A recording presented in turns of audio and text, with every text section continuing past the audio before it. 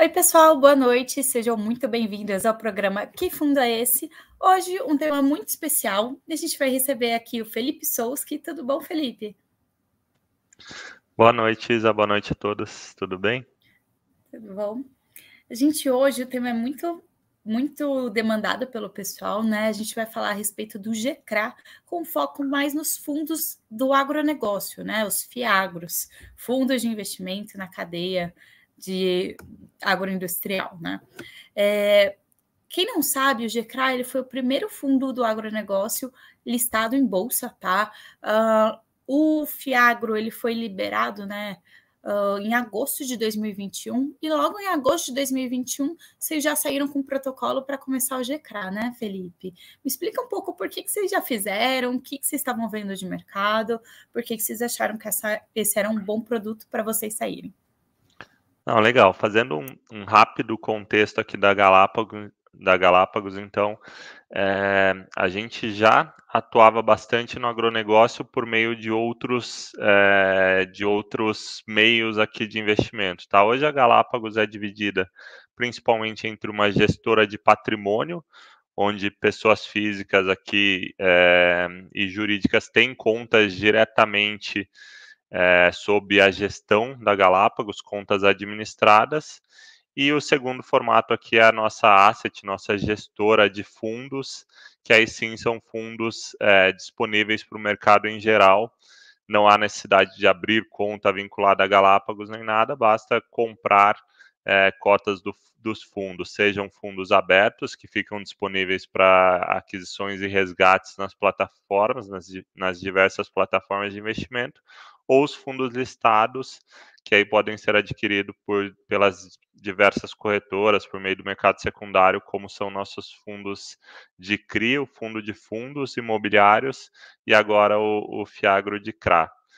E por meio da nossa asset, a gente atuava no crédito do agronegócio por meio de FDICs, então a gente já tinha um produto voltado para o investidor profissional, ou seja, por meio desse FDIC a gente já fazia esse crédito do agronegócio, e por meio da gestora de patrimônio a gente já estruturava CRAs diretamente para os nossos clientes aqui da gestora de patrimônio.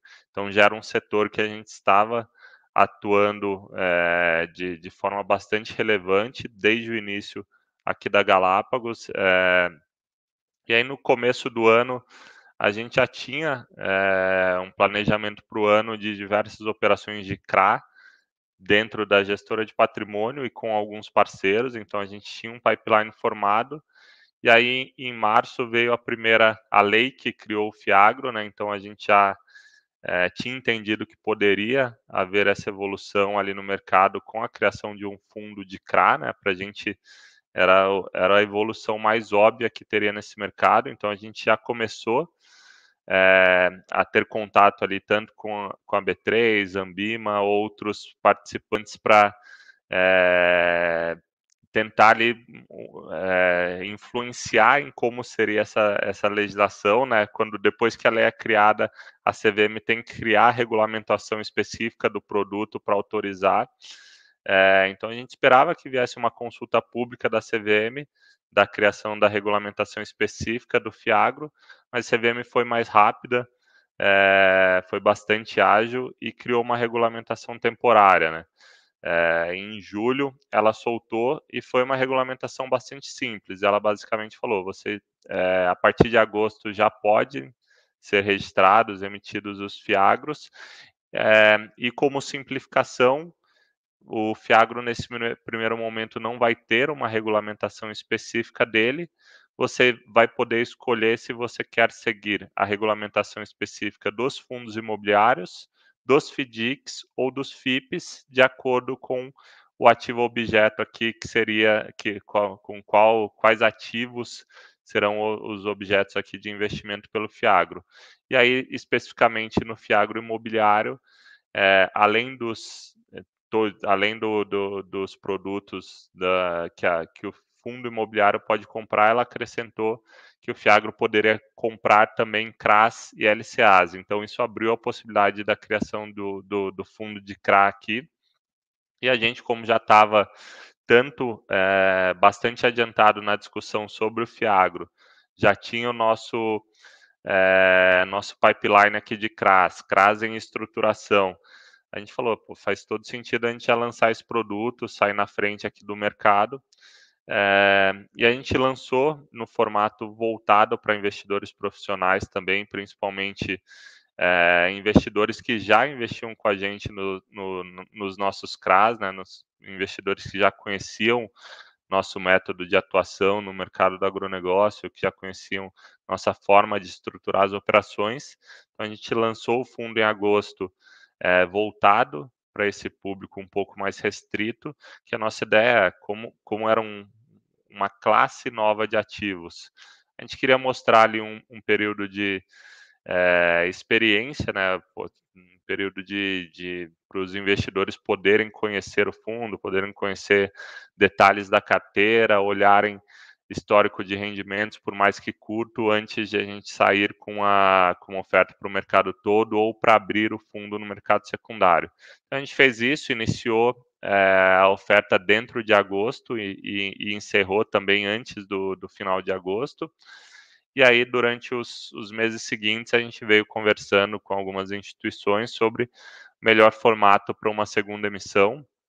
A gente fez uma segunda emissão que foi encerrada em dezembro, o fundo ainda não negociado no mercado secundário, e mais recentemente, na quarta-feira passada, após o encerramento dessa segunda oferta, que já foi uma oferta para o público em geral, a gente abriu o fundo para negociação no mercado secundário.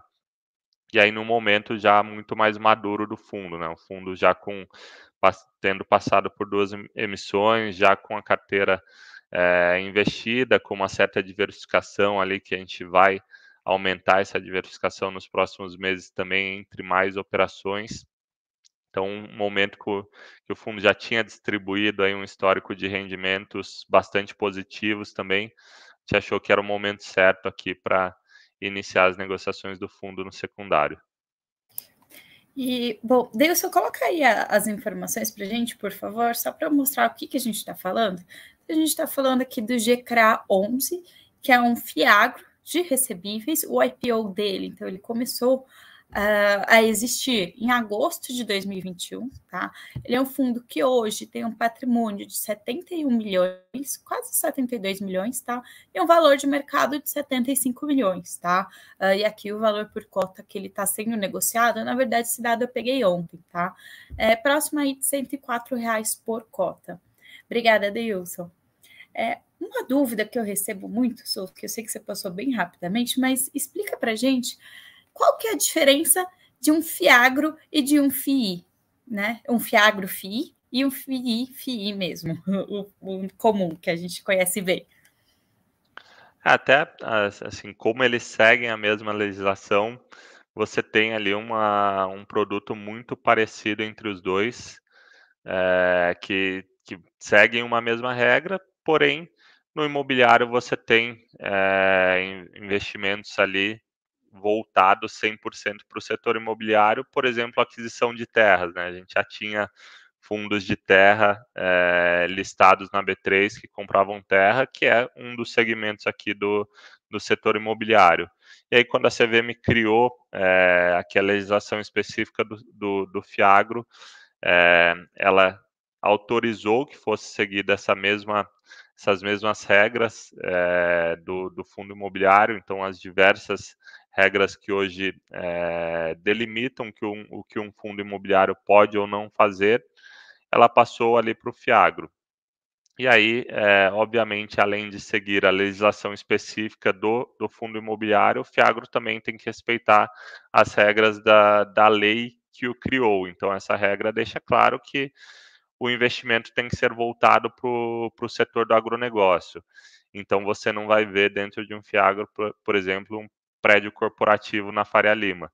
No fundo imobiliário, você pode ver uma terra adquirida numa região agro aqui, produzindo, arrendada para um produtor agrícola, mas você não vai ver também no FIAGRO, por exemplo, CRA, no fundo imobiliário CRA, por exemplo. Então, cada um tem a sua legislação específica, em relação ao que pode ou não comprar. Então, basicamente, quando você olha o que o Fiagro pode fazer, então, são operações idênticas ao que o fundo imobiliário faz, só que voltadas aqui para o setor do agronegócio. Então, hoje você já pode ter um Fiagro de terras, a gente ainda não tem, né? Todos os Fiagros lançados são de CRA. A gente já pode ter, por exemplo, um Fiagro que compre ativos logísticos voltados para o agronegócio. Você pode ter um Fiagro de CRIs voltados para o agronegócio, então o lastro desses CRIs tem que ser voltados ao setor. A gente vê muitos CRIs no setor agro também, então você poderia ter um Fiagro exclusivo de CRIs e o mais, o que a gente acha que foi mais revolucionário aqui, realmente Fiagro de CRA. No nosso específico, por exemplo, a gente deixou até o regulamento um pouco aberto para a gente poder comprar tanto CRAs quanto CRIs ligados ao setor agro para eventualmente não perder outras oportunidades, só pela forma com que a operação foi estruturada. Mas hoje o fundo é 100% voltado para CRA mesmo, está 100% investido em CRAs. E você acha, hoje em dia a gente está muito acostumado a ver fundo imobiliário de recebíveis, ou CDI, ou IPCA, pouquíssimo pré-IGPM, mas já existiu em outroras, né? Mas o CRA tem uma regulamentação um pouco diferente que permite aí a indexação a dólar. Você acha que a gente consegue ver alguma indexação que não seja só a real, que seja, por exemplo, dólar, como eu falei, dentro dos Fiagros? Eu acredito que sim, tá? Acho que é um produto que eventualmente pode fazer parte do portfólio, tanto de um Fiagro de CRA que tenha outros CRAs e uma exposição pequena em um CRA em dólar, um CRA indexado ao dólar, ou você ter um Fiagro exclusivo aqui de CRA em dólar, então você ter uma pessoa que queira ter um investimento em dólar isento e diversificado, um Fiagro exclusivo de operações de CRA em dólar pode ser bastante interessante. Então, acho que sim, ao longo do tempo a gente deve ter. Obviamente, tem alguns desafios, por exemplo, num Fiagro que só tem operações de renda fixa ali, PCA e DI, como é o nosso hoje em dia. Você adicionar uma exposição a dólar, você corre risco de ter uma variação patrimonial ao longo do tempo. Então, a gente até discutiu uma operação recentemente e a gente não quis fazer no Fiagro por achar que não era o momento, tanto pelo tamanho que o fundo está, etc., pela exposição mas principalmente por essa potencial variação do patrimônio que ela pode causar ao longo do tempo. Mas com certeza, se for um fundo que tenha deixado isso claro, que é a estratégia investir 100% ou um percentual específico do patrimônio em CRAs indexados ao dólar, eu acho que tem espaço para ter aceitação no mercado, sim, porque hoje eu acho que a legislação, a autorização para você emitir esses CRAs indexados ao dólar trouxe aqui uma evolução bastante grande no mercado, né? Você poder ter essa indexação ao dólar na sua carteira em um produto simples, né? Um produto que você investe dentro do Brasil, não precisa ter contas lá fora, não precisa fazer remessa de recursos nem nada, e isento de imposto de renda, né? Então é um produto bastante interessante, sim. E gerando renda, né? Sim. Souski, queria... Bom, falando aqui, entrando um pouquinho mais ali no CRA, vocês hoje também originam o CRA, que eu acho que também é uma dificuldade hoje no mercado, que principalmente o segmento agropecuário não está muito acostumado a vir para o mercado financeiro pedir financiamento, né? Eles eram muito bem atendidos por bancos e linhas de financiamento convencionais. Eu queria saber quais são os principais desafios que vocês encontram hoje, tanto na originação desses créditos para vocês fazerem um CRA, quanto na estruturação, né? Na forma que vocês vão amarrar as garantias aos pagamentos que vocês vão receber, taxa que vai te pagar para caber ali dentro do fluxo do seu cedente, né? Quais são os principais desafios? Conta para gente. Não, realmente, assim, a gente sempre que fala em agronegócio, em crédito para o agronegócio, a gente sempre pensou muito nas linhas ali incentivadas, né, em bancos públicos fazendo esse financiamento. E na prática, o que a gente viu é que cada vez mais há uma necessidade adicional aqui de financiamento do agronegócio, principalmente pela expansão do setor nos últimos anos, que não está sendo suprida por essas linhas incentivadas. Só como exemplo, o PIB do agronegócio em 2020 cresceu 24%, e no plano safra seguinte, né, o plano safra, que são essas linhas de crédito incentivado para diversos setores do agronegócio, ela cresceu 6% em relação ao ano anterior. Então, só essa diferenciação já traz uma necessidade adicional aqui de financiamentos, e o próprio momento bom aqui do agro em relação a preços, em relação a cultura de a cultura de alguns produtos específicos, que está no momento muito bom, ela gera uma demanda adicional aqui dos produtores por crédito, seja para expandir suas áreas, para abrir uma área que eventualmente está sendo usada para pecuária, ele vai usar para plantio. Então, esse crédito adicional também ele não está sendo totalmente suprido aqui pelas linhas públicas. Então, sempre existiu um espaço que tem crescido cada vez mais para a entrada do mercado de capitais aqui nessas linhas de financiamento. E aí o que eu sempre falo nas conversas aqui é fazendo um paralelo muito com o que aconteceu nos fundos de CRI e com o produto CRI em geral, né? Eu comecei a fazer gestão do primeiro fundo de CRI do mercado, né, que era lá da Brazilian Securities lá atrás,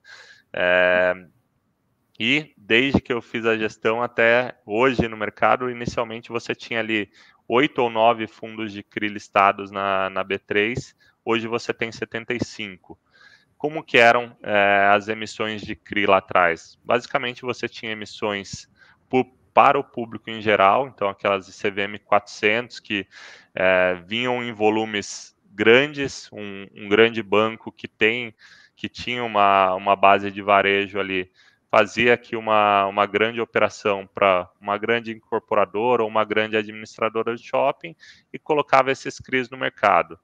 E o produto CRI não era efetivamente um produto de fomento para o setor imobiliário, porque esses tomadores eles tinham outras opções. Se não fosse via CRI, ele ia tomar esses recursos por outras fontes, até offshore. Então, acabava sendo só uma alternativa barata de financiamento para esses grandes players aqui do setor imobiliário. Com esse aumento dos fundos de CRI, você tendo aqui gestores especializados, estruturando as operações diretamente, tendo áreas dentro das gestoras para acompanhamento dessas operações, você tendo um funding aqui de longo prazo, porque os fundos imobiliários são fechados, né? Você não tem resgate de cotas, então você não tem uma preocupação com a liquidez do ativo que está ali dentro. Porque, por exemplo, num fundo aberto de crédito, você sempre tem que se preocupar com a liquidez dos ativos que você está comprando, porque se seu fundo começa a sofrer resgates, você tem que sair vendendo esses ativos. No fundo imobiliário, não. E no Fiagro também não. Por ser um fundo fechado, você não se preocupa com essa necessidade de liquidez, então isso te dá a possibilidade de fazer operações mais estruturadas, ou seja, você consegue fazer uma operação exclusiva para o seu próprio fundo, que nenhum outro gestor precisa conhecer, não precisa ter liquidez nesse ativo. E essas operações começaram a chegar para incorporadoras menores, incorporadoras que não tinham acesso a esse capital de longo prazo, a um capital, a recursos ali alinhados com o prazo de uma obra, o prazo de um projeto. Então, foi uma grande evolução que a gente viu acontecendo no mercado imobiliário. Hoje, o produto CRI é efetivamente um produto de fomento aqui do setor imobiliário. E é um paralelo que a gente vê uma possibilidade muito grande aqui de acontecer a mesma coisa no agronegócio, né? Você tinha também os casos praticamente exclusivos aqui de grandes empresas do setor do agronegócio que tinham acesso ilimitado a fontes de funding diversas aqui, emitiam o CRA somente por ser o instrumento mais barato naquele momento, se beneficiando do imposto de renda, né, a isenção do imposto de renda. Quem acabava absorvendo todo esse benefício não eram os investidores, eram os emissores aqui que emitiam a taxas mais baixas. E, por exemplo, a gente na nossa gestora aqui de patrimônio, a gente já vinha trabalhando com essas operações mais estruturadas de CRA, levando essa fonte de funding para tomadores menos conhecidos, produtores menores, e oferecendo uma fonte de financiamento aqui realmente de longo prazo, né? Você, por exemplo, eu citei aqui a possibilidade de abertura de novas terras para iniciar uma produção. Esse é um processo que ocorre para essa terra estar efetivamente gerando todo o valor ali, toda a produção que ela pode gerar, pode ser um processo de 4, 5 anos. E você vê esses tomadores aqui sempre em fontes de financiamento de curto prazo. Então, você ter essa capacidade de gerar essas operações de mais longo prazo, mais alinhadas com os projetos dos produtores, é bastante interessante. Então, a gente vê bastante oportunidade no setor.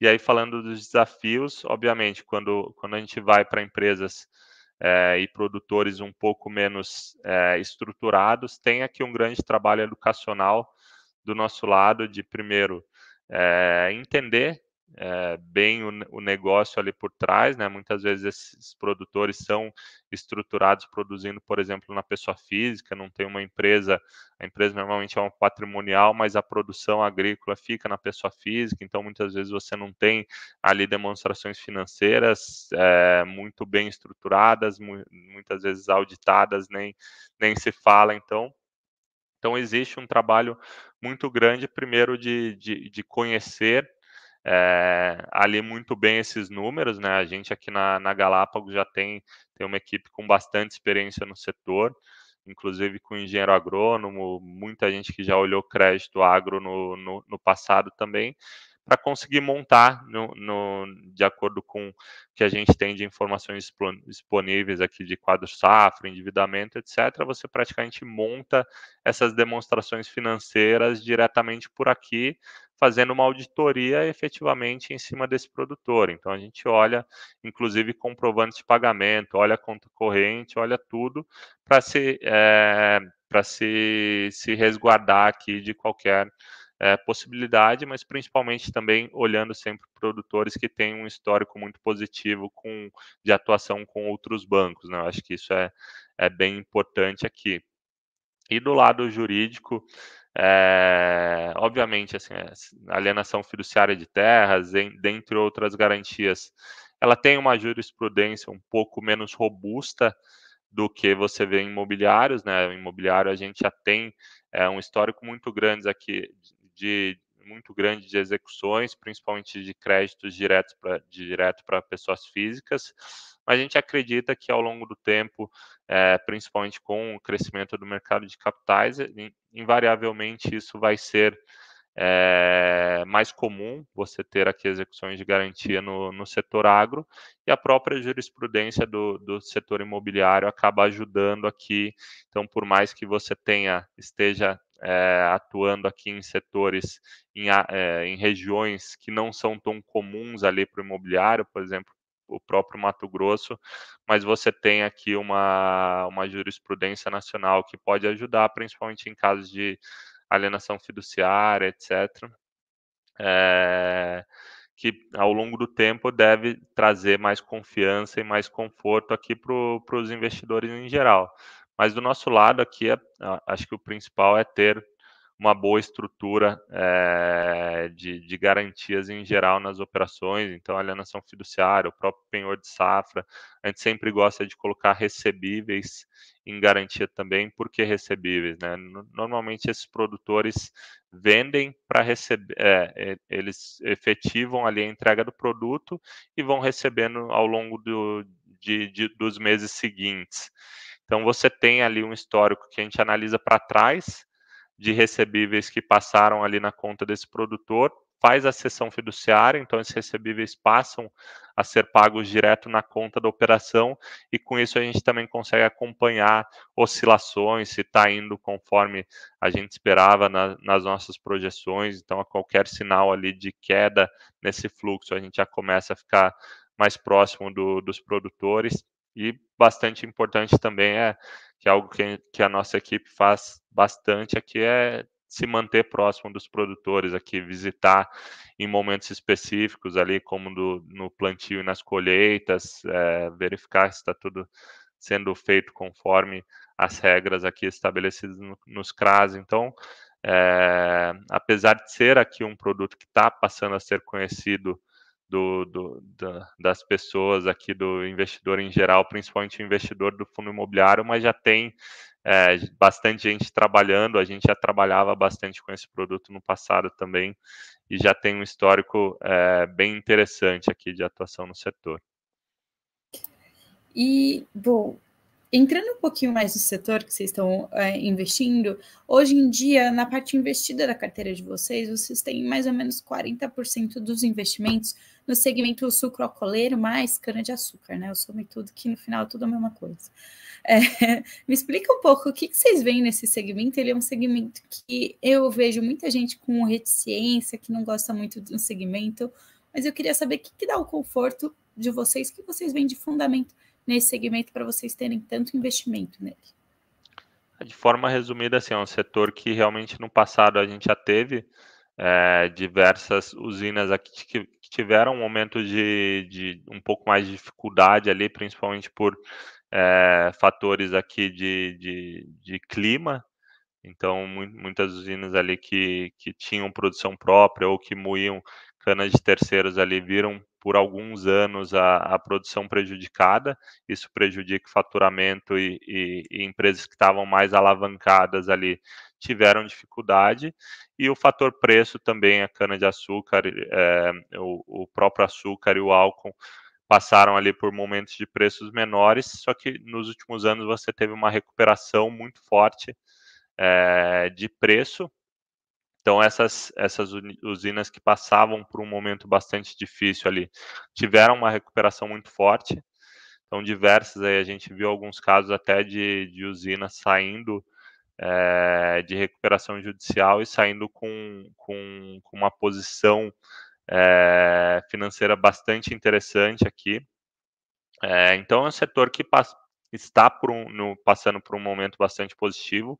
A gente sabe que, assim como todas as commodities aqui, é cíclico, né? Podem passar por momentos mais difíceis, mas as operações que a gente faz, elas são bastante pautadas, não só na qualidade de crédito, então buscar aqui empresas que são menos alavancadas, que mesmo em cenário de estresse, elas tenham capacidade de manter ali as obrigações em dia. Então, quando a gente faz aqui modelos financeiros para projetar a capacidade de pagamento dessas usinas, a gente usa premissas extremamente conservadoras, tanto de volume moído por safra, quanto preço.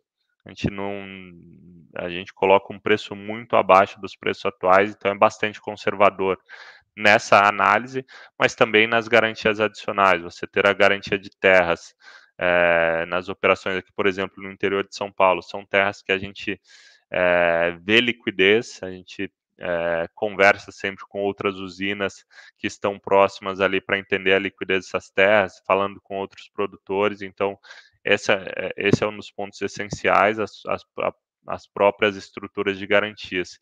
Então, essa combinação aqui de você trabalhar com empresas que tenham essa capacidade de pagamento nas nossas projeções, colocando covenants ali, ou seja, eu não deixando ela se alavancar muito mais em relação à nossa operação, e tendo essas garantias robustas, fizeram que a gente tivesse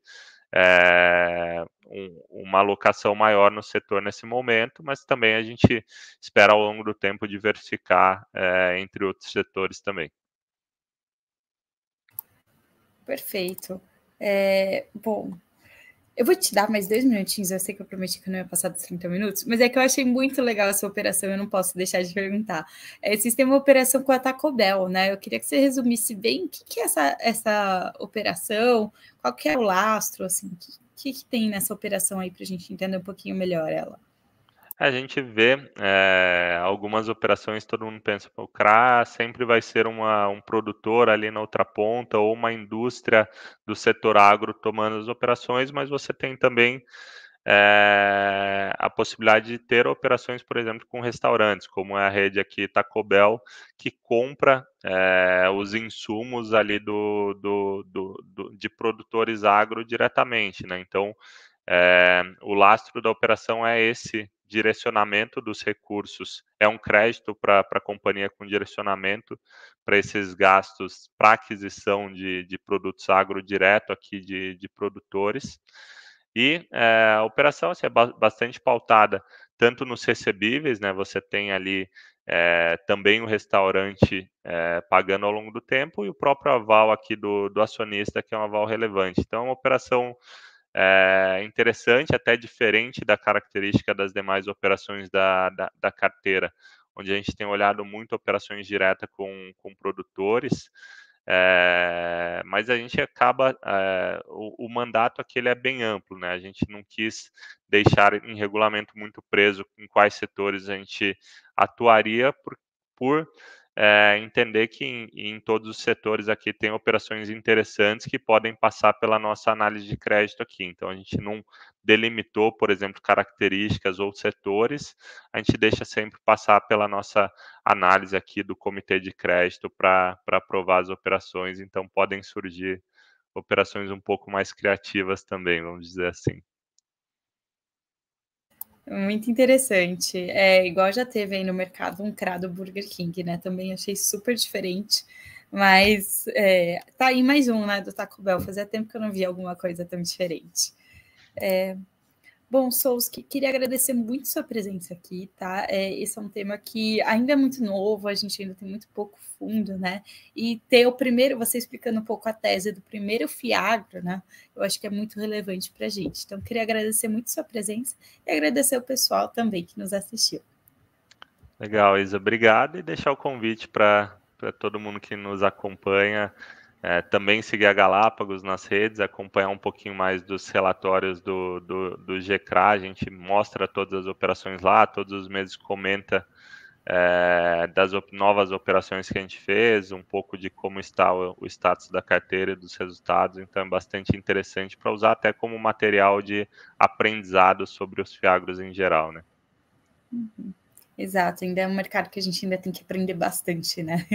Apesar de ainda ter pouco fundo, é um mercado muito novo e com uma dinâmica bem diferente dos fundos imobiliários. Que tem bastante espaço de crescimento, né? Exatamente. Bom, obrigada, Souski. Obrigada, pessoal.